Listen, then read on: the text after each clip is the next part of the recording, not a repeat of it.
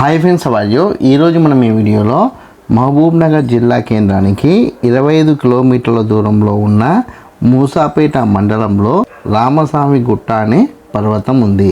ఆ పర్వతం 400 మీటర్ల ఎత్తులో ఉంది. ఆ పర్వతం మీద రామలింగేశ్వర స్వామి ఆలయం ఉంది. ఈరోజు మనము ఆ ఆలయానికి సంబంధించిన విశేషాల గురించి మాట్లాడుకునే ప్రయత్నం చేద్దాం. మీరు కనుక ఈ రామలింగేశ్వర స్వామి ఆలయానికి రావాలనుకుంటే NH-44 హైవే రోడ్డు గుండా మీరు బెంగళూరు నుంచి హైదరాబాద్కి వెళ్ళే దారిలో వేముల స్టేజ్ దాటిన తర్వాత కొంచెం ముందుకెళ్ళి మనం లెఫ్ట్ తీసుకుంటే మనకి మామూలుగా మట్టి బాట కనిపిస్తుంది. ఆ మట్టి బాట గుండా మనం కొద్దిగా ముందుకెళ్తే మనకి సిమెంట్ రోడ్ కనిపిస్తుంది. దాని తర్వాత మనం అలా కొండపైకి వెళ్తే మనం ఈ కొండపైకి చేరుకోవచ్చు.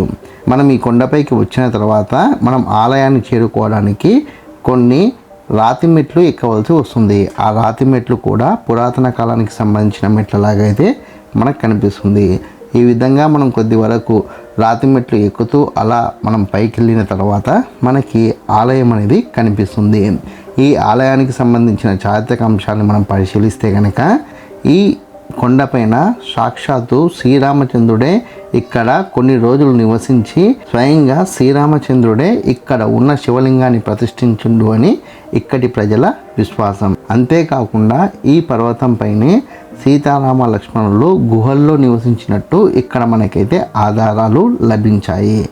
దాని తర్వాత చారిత్రకంగా ఈ కొండ ప్రాంతాన్ని మనం పరిశీలిస్తే కనుక ఈ చుట్టూ ఉన్న ఈ ఆహ్లాదకరమైన వాతావరణంలో ఇక్కడ నివసించడానికి చాలా అనుకూలమైన వాతావరణం అయితే మనకు కనిపిస్తుంది.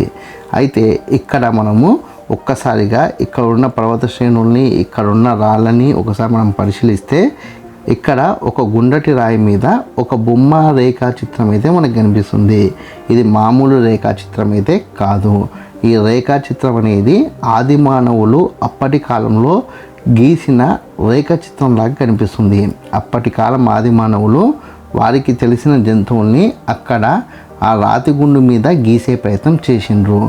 ఆ జంతువు ఇప్పుడు ప్రస్తుతం మనకి అందుబాటులో ఉన్న ఎద్దులాగైతే మనకు కనబడుతుంది. ఈ రేఖాచిత్రం ఆధారంగా సుమారు ఈ రామస్వామి గుట్ట ప్రాంతం 4000 సంవత్సరాల నాటిది అని మనకు చరిత్రకారుల యొక్క అభిప్రాయం. ఈ రామస్వామి గుట్టకి శ్రీరామచంద్రుడి చరిత్రతో పాటు సుమారు 4000 సంవత్సరాల కిందటి చరిత్ర కూడా సంబంధం ఉందని మనకైతే ఇక్కడ ఉన్న ఆనవాళ్ళ ద్వారా మనకు తెలుస్తుంది. అంతేకాకుండా ఆలయ ప్రాంగణంలోకి మనం వెళ్తుంటే ఇక్కడ ఉన్న రాతి స్తంభాలు, ఇక్కడ ఉన్న శిల్పాలు కూడా మనల్ని మంత్రముగ్ధుల్ని చేస్తాయి. నెక్స్ట్ వీడియోలో మనం ఆలయంలోకి ప్రవేశించి అక్కడ ఎటువంటి దేవతామూర్తులు ఉండ్రు, వాళ్ళని ఎవరు చెక్కించుండ్రు అనే దాని గురించి కూడా క్లియర్ కట్గా మాట్లాడుకునే ప్రయత్నం చేద్దాం.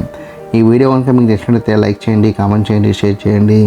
ఛానల్ని మట్టుకు ఖచ్చితంగా సబ్స్క్రైబ్ చేసుకోండి. జై హింద్, వందే మాతరం.